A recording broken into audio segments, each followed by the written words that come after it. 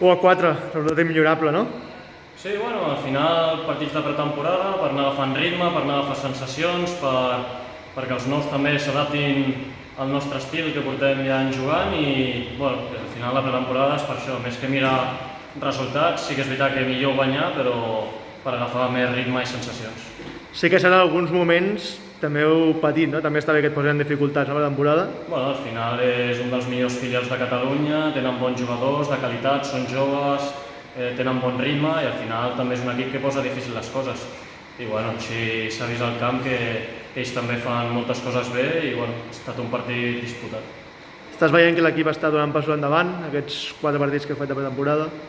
Bueno, sí, es veu que l'equip té les idees molt clares, sap com té que jugar, dominador de la pilota, recuperar la pilota el abans possible i bueno, la veritat és que els 4 partits que portem, bones sensacions, és el que volem.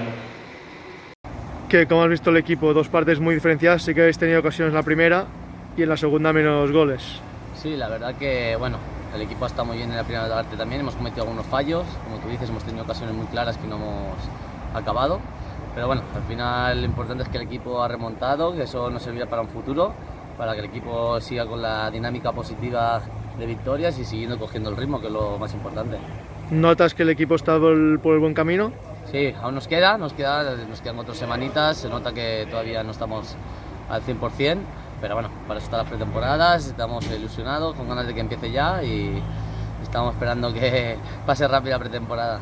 Sí, porque ayer partido, hoy partido, miércoles, jueves, piernas sí, pesan. La verdad que supongo, son ¿no? muchos partidos, pero yo creo que jugando los partidos es cuando más ritmo coges de partido, no tantos entrenos y la verdad que bueno, seguir con la dinámica positiva, ganando partidos, que al final eso te da mucha confianza para el comienzo de liga.